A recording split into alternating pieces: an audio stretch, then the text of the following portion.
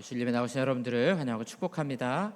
하나님의 은혜와 평강이 우리 모든 성도님들 가정 가운데 임하기를 주님의 이름으로 축원합니다. 오늘은 물된 동산, 물이 끊어지지 아니하는 샘이라는 제목으로 하나님 말씀 선포하도록 하겠습니다. 우리가 신앙생활하고 또 기도하다 보면요, 기도가 응답이 안 될 때가 많이 있습니다. 성경은 분명히 우리가 모든 부르짖음과 기도마다 응답하신다고 말씀하는데요, 여러분 어떻습니까? 실제로 우리가 가진 기도의 제목들을 보면 잘 응답이 안 돼요. 그러니까 열심히 기도하게 되죠. 왜 기도가 잘 안 돼? 응답이 잘 안 되는 걸까요? 우리의 간절함, 우리 마음을 다해서 기도하는데도 응답이 안 되는 이유가 있을까요? 오늘 유다 백성들도 동일한 질문을 하나님께 하고 있습니다. 우리 오늘 읽었던 58장의 3절에 보면 우리가 금식하되, 그냥 기도가 아니라 금식까지 했어요. 그런데 어찌하여 주께서 보지 아니하시오며 우리가 마음을 괴롭게 하되 어찌하여 주께서 알아주지 아니하시나이까. 이 괴롭게 한다는 것은 금식하는 걸 말하는 겁니다. 먹지 않으면 괴롭죠. 그 괴로움을 뜻하는데 유다 백성들도 동일하게 하나님 앞에 하소연하는 거예요. 왜 기도하는데 하나님 안 들어주십니까? 우리도 그렇게 말할 수 있죠. 혹은 내가 이렇게 열심히 신앙생활하는데 왜 하나님 나에게 복 주지 않으십니까? 내가 이렇게 정성을 다하고 힘을 다하는데 왜 하나님 나를 돌아보지 않으십니까? 이렇게 질문할 수 있어요. 오늘 그 중요한 이유와 답을 오늘 말씀 속에서 함께 찾고 발견하고자 합니다. 이스라엘 백성들의 금식은 크게 두 가지가 있습니다. 자발적인 금식이 있어요. 내가 원해서 하는 금식이 있는 거죠. 모세가 시내산에서 하나님 만나러 올라갔을 때 그때 금식하죠. 또 사무엘이 국가적인 위기 앞에서 미스바에 모여서 금식하게 됩니다. 다윗이 자기 아들이 죽었을 때, 또 사울 왕의 죽음 앞에서, 또 요나가 복음을 전할 때 니느웨가 회개하고 금식했죠. 또 예수님께서도 사역을 시작하면서 40일을 금식하셨습니다. 이제 이런 걸 자발적인 금식이라고 합니다. 간혹 우리 성도들 중에도 금식하는 분들 계시죠? 주로 언제 합니까? 심각한 일이 생겼을 때, 그렇죠? 그럴 때, 밥이 안 넘어갈 상황이 됐을 때, 잠이 안 오는 정도 됐을 때, 그럴 때 우리가 하게 되죠. 공적인 금식이 있어요. 구약에 보면 명령으로서 금식은요 1년에 딱 한 번입니다. 7월 10일, 여기서 말하는 7월은 우리로 치면 이제 가을에 해당이 되는데요, 이날은 대속죄일이에요. 대제사장이 지성소에 들어가는 날 이스라엘 백성들은 전체가 다 금식하며 자기 자신을 괴롭게 합니다. 금식은요 자신을 괴롭게 하는 거예요. 그게 이유입니다. 금식하는 건 굶어서 정성을 하나님 앞에 보이는 게 아니고요, 나를 괴롭게 하는 의미가 있어요. 그래서 우리의 애통하는 마음, 간절한 마음을 하나님 앞에 전달하는 겁니다. 그게 하나님 받으시는 금식이고요. 이것이 포로기 이후가 되면은 바벨론으로 포로로 끌려갔던 다음에 이제 금식이 1년에 4번으로 확장이 됩니다. 이제 스가랴서 같은 데 보면 나오는데요, 4월 금식이 있어요. 예루살렘 함락을 기억하는 거고요. 5월 금식, 이건 성전의 함락. 7월 금식, 유다 총독 그다라의 죽음을 애도하며 10월 금식, 느부갓네살 왕에 의해 예루살렘이 포위됐을 때, 그럴 때 이제 금식하게 되는 거죠. 그러니까 국가적인 위기 앞에 하나님 앞에 애통하는 마음, 또 개인의 삶에 있어서 하나님과의 친밀한 만남을 위해, 혹은 자신의 어떤 큰 문제들을 놓고 슬퍼하며 애통하며 또는 회개하며 하나님 앞에 나아가는 것이 금식의 기도라는 거죠. 그러면 유다가 이렇게 금식까지 하는데 왜 하나님 안 들어주십니까? 이 정도까지 하는데도 안 들어주시는 거는 하나님이 마음이 없으신 거 아닙니까? 이렇게 유다는 질문할 수 있는 겁니다. 자, 하나님이 답을 주세요. 3절 하반절에 보면 보라, 너희가 금식하는 날에 오락을 구하며 온갖 일을 시키는도다. 여기 온갖 일을 시킨다는 건 뭐냐면 노동자들을 압제한다 이거예요. 그러니까 자기는 금식하며 일하지 않는데 자기 하인들은 힘들게 일을 시키고 있다는 것이죠. 원래 이 공적인 금식의 날에는 일하지 않아야 됩니다. 그런데 일을 시킨다. 나는 안 하는데 내 직원들 혹은 내 하인들은 힘든 일을 하게 만드는, 오락을 구한다는 거죠. 여러분, 슬퍼하며 애통해야 되는데 어떻게 오락을 한다는 겁니까? 이게 무슨 말입니까? 4절에 보면요, 금식하며 논쟁하고 다투고 악한 주먹으로 치고 있다 이렇게 말해요. 그러니까 이 정작 금식하며 애통해야 될 순간에 애통하거나 슬퍼하는 마음 없어요. 그냥 형식인 거죠. 마음은 어디가 있어요? 노는 데 가 있거나 돈 버는 데 가 있거나 아니면 내가 하고 싶은 거, 내 고집 부리는 거, 이런 거에 온통 마음이 가 있는 거죠. 여러분 금식기도 해보셨습니까? 금식기도 하면 어떻게 될까요? 겸손해질까요? 금식기도 하면 겸손해지지 않습니다, 여러분. 금식기도 하면요 성질이 올라옵니다. 제가 제일 의아한 게 그거예요. 3일 금식하는 분이 계셨는데 옆에 갔더니 뭐 화를 내는 거예요. 그래서 왜 저렇게 화를 내시나 했더니 배고프니까 짜증나는 거예요. 그런 건 금식이 아니라 굶식이라고 부르는 거죠. 그냥 굶는 거예요. 그럴 바에는 잘 먹으면 됩니다. 금식하면서 화내고 성질날 바에는 잘 먹으면 돼요. 금식의 의미가 뭡니까? 하나님 앞에 진짜 애통해야 되는 거 아니에요? 오늘 이 자기 하인들을 부리지 말라고 말한 것처럼 자기 곁에 있는 사람에게 사랑과 인애와 자비를 베푸는 거, 그게 진짜 금식 아닙니까? 근데 그건 없어요. 그건 없고 형식만 있는 거죠. 그러니까 오늘 유다 백성들이 금식하며 기도하는데도 왜 하나님이 안 들어주느냐? 그냥 금식은 형식이야. 하라 그러니까 하는 거. 어쩔 수 없이 하는 거. 어쩔 수 없이. 여러분 기도 생활 어떻습니까? 어쩔 수 없이 기도하세요? 아니면 주일날 예배 드리는데 어쩔 수 없이 오세요? 아유, 일주일에 하루 그냥 일요일 날은 나 그냥 편하게 자고 싶은데 괜히 어릴 때부터 교회 다녀가지고 말이지 쉬지도 못하고 그냥 아침부터 그냥 싸워가면서 애들 안 일어났는데 그냥 일어나라 그러고 승질 부려야 되고 오다가 부부끼리 그냥 화나가지고 따로따로 지하철 타고 오고 이러면서 내가 주일날 교회 가야 되나?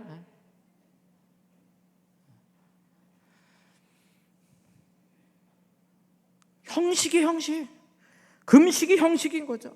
기도가 형식인 거죠. 여러분 왜 우리의 기도가 응답이 안 됩니까? 형식이거든요. 형식.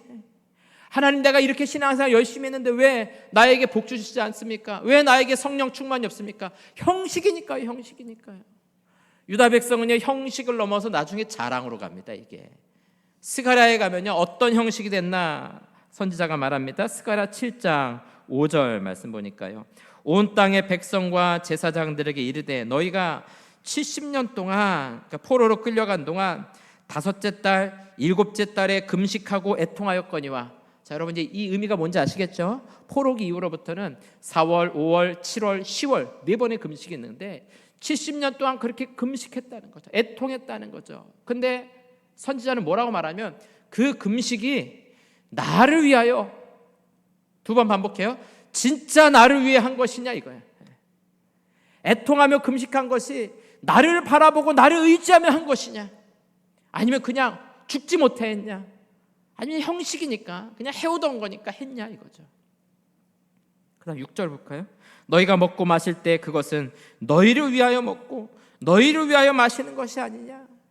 경건생활하고 신앙생활한 거 누구 위해 했느냐? 너 자신을 위해서 한 것 아니냐. 하나님은 사라졌어요. 그냥 형식만 있는 거죠. 여러분 오늘 우리가 이제 예배를 모여서 드립니다. 예배는 하나님을 위한 것입니까? 우리를 위한 것입니까? 이 두 가지가 만나는 사건이에요.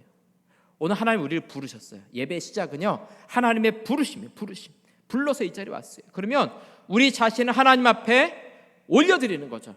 몸과 마음을 올려드리고 우리의 물질과 찬양을 올려드리는. 그럼 하나님은요 위로부터 말씀의 계시가 우리 가운데 내려오는 거죠. 그러니까 우리는 하나님 앞에 올려드리고 하나님은 우리에게 말씀과 계시를 전달하시는, 내려오시는 이 두 가지가 만나는 사건이 예배인 거예요. 그러나 여러분 이 예배가 형식이 되면요 아무 은혜가 없습니다. 예배 열심히 드리고 가봤자 뭐 별거 없더라. 그거 끝나는 거예요. 오늘 주보에는 어디 오타가 없나? 이런 거 보다 끝나는 거죠. 여러분 정말 간절한 마음으로 주님 찾고 계십니까? 하나님 오늘 유다 백성들에게 말하는 거예요. 너희가 나를 간절히 찾고 있느냐? 금식하는 그 형식 말고 그 속에 담겨진 진짜 의미대로 나를 찾고 있느냐? 마음을 다해 나를 찾고 있느냐? 여러분 유다 백성들은요 시간이 흐르면서 이게 자기 자랑이 됩니다. 예수님 당시 어떻게 했는가? 누가복음 18장 12절에 보니까요 예수님이 바리새인의 기도에 대해서 이렇게 말씀하시죠. 나는 일에 2번씩 금식하고 또 소득의 11조를 드리나이다 하고. 얼마나 열심히 했습니까, 여러분? 1년에 공식적으로 5번만 해도 돼요. 그런데 일주일에 2번씩 한다는 거죠. 1년이면 몇 번입니까? 100번이 넘게 금식한다는 거 아니에요? 누가 이런 열심을 쫓아갑니까? 여기 소득의 11조를 드립니다. 얼마나 철저하게 하는지요. 회향과 근채와 박하의 11조까지 아주 자기가 쓰는 사소한 채소거든요. 아주 사소한 것까지 11조를 할 정도로 철저한 사람이었어요. 그런데 여러분, 이 기도는요, 어떤 기도였습니까? 성전에 올라와서 옆에 세리가 있는데 들으라는 거, 들으라. 하나님, 저는 이 세리와도 같지 않습니다. 자기 자랑하는 거죠. 금식이 자기 자랑이에요. 여러분, 왜 기도가 응답이 안 됩니까? 내 자랑이니까요. 왜 우리에게 은혜가 충만하지 않습니까? 내 자랑이 없으면 그러는 거예요. 우리 신앙생활, 경건생활도요, 내 자랑이 앞서게 되면요, 거기 은혜가 없습니다. 성령 임하지 않으세요. 몸이 건조하고 메마른 신앙. 오늘 하나님의 약속처럼 물된 동산이 돼야 되는데요, 물이 없는 메마르고 건조한 땅이 되는 거예요. 그게 우리 마음 같지 않으세요? 퍽퍽하고 먼지 날리고. 여러분, 왜 우리의 신앙이 자꾸 죽어갑니까? 왜 자꾸 건조해져 가요? 왜 자꾸 신앙의 감정 기복이 오르락 내리락 합니까? 어떤 때 막 성령 충만하면요, 막 세상을 다 가진 것처럼 감사하는데요, 한 번 낙심이 찾아오면요, 나 천국 못 가는 거 아니야, 막 그럴 정도로 이렇게 막 다운이 돼요. 이유가 뭡니까? 이유가 형식과 자랑의 신앙생활이 되면 그래요. 여러분, 오늘 예배 자리 나오는 저와 여러분들, 제가 지난주도 말씀드렸죠. 정말 사모하는 마음을 가지고 주님 만나기 원하는 그 마음이 없으면요, 이거 그냥 형식이죠. 왜 여기서 여러분 1시간 낭비하십니까? 오가느라고 시간 쏟으면서 왜 여기서 낭비하세요? 하나님 만나지 못하고 돌아가면요, 그 낭비 아닙니까? 낭비. 유다 백성들을 타는 금식하며 힘을 다하는데도 불구하고 하나님께서 야, 너희들 헛일하고 있는 거다. 하나님이 정말 원하시는 게 뭡니까?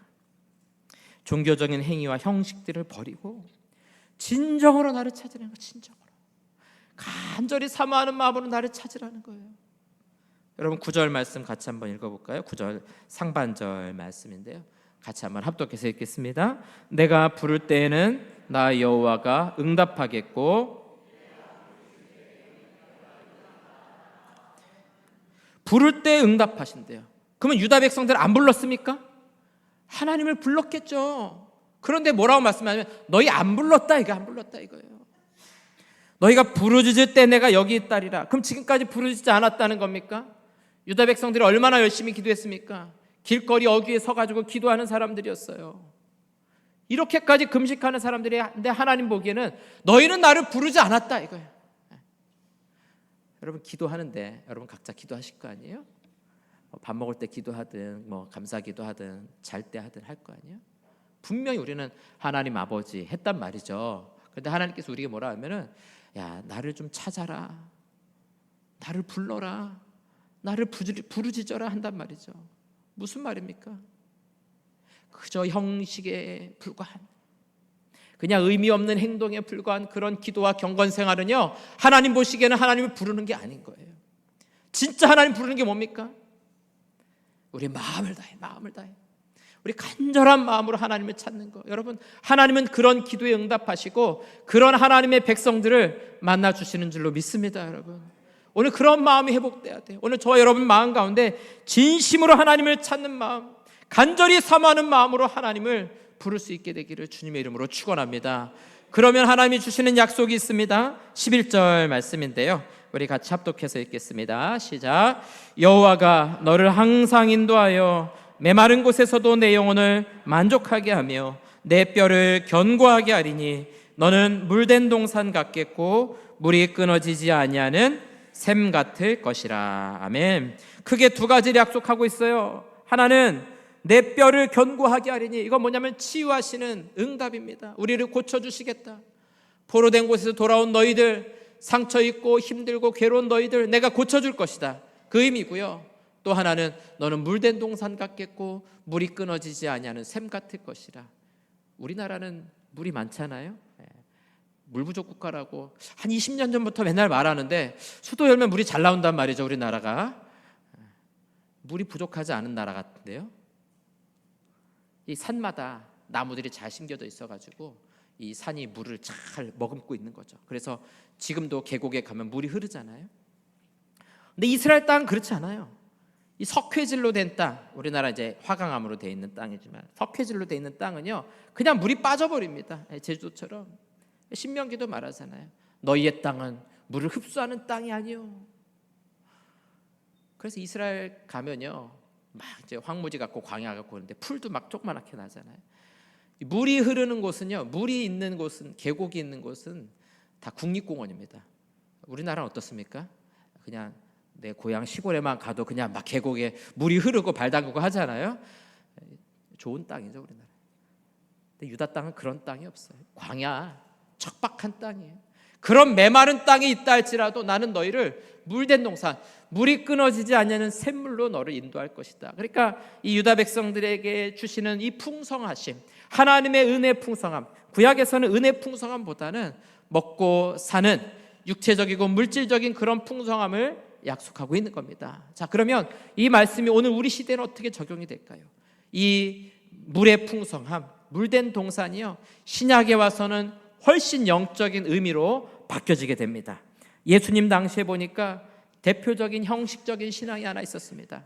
이제 초막절이 되면요, 이건 이제 우리로 치면 추석절인데요, 두 가지 유명한 행사들이 있어요. 하나는 예수님이 예루살렘 입성할 때 종려나무 가지를 들고 호산나 외쳤잖아요. 그거예요. 그게 원래 초막절에 하는 거예요.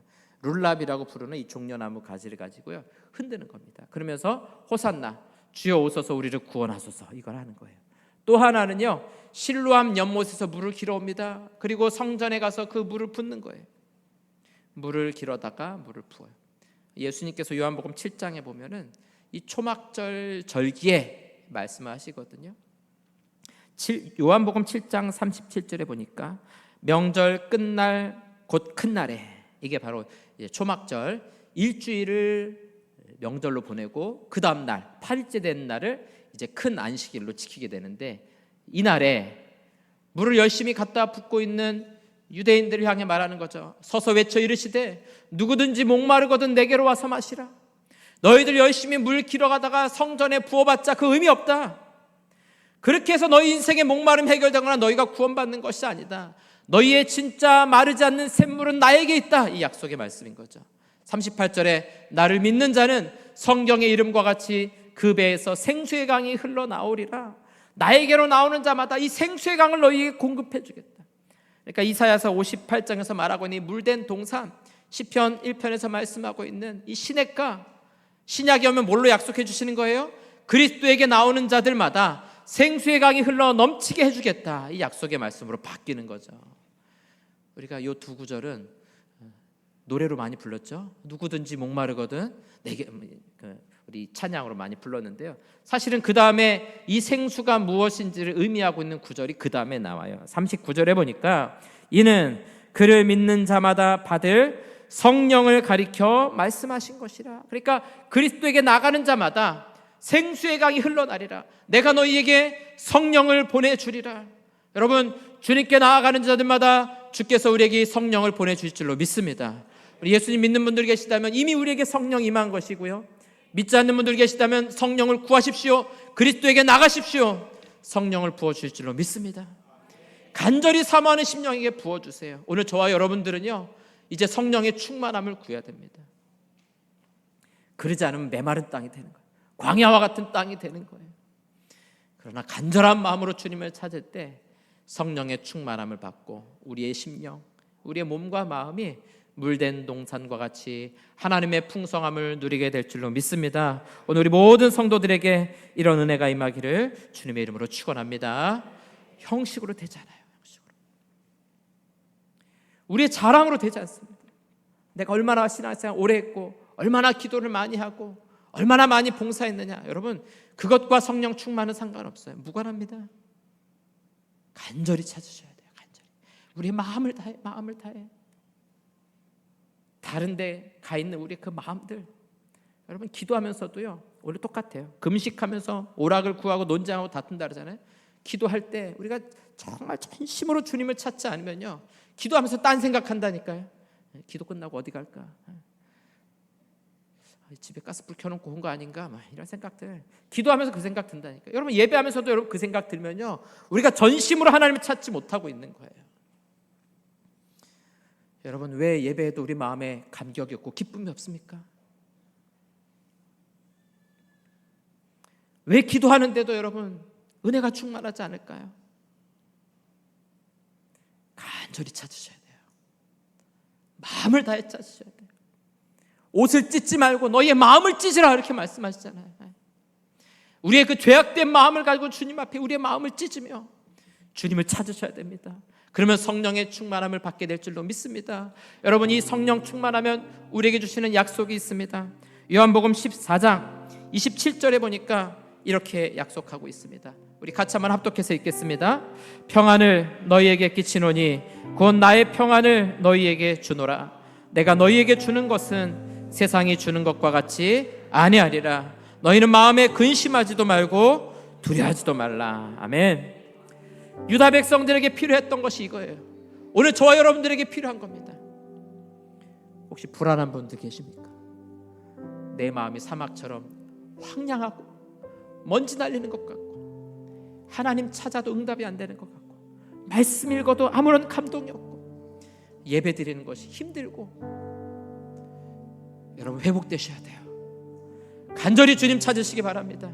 그러면 성령의 충만함을 받게 되고 우리 가운데 이런 하나님의 평안과 은혜를 누리며 살아가게 될 줄로 믿습니다. 오늘 예배한 우리 모든 성도들, 하나님 향한 이런 간절한 마음이 회복되어서 오늘 성령 충만함 받고 은혜가 충만한 성도들, 하나님의 평안을 누리는 사랑하는 모든 성도들 되시기를 주님의 이름으로 축원합니다.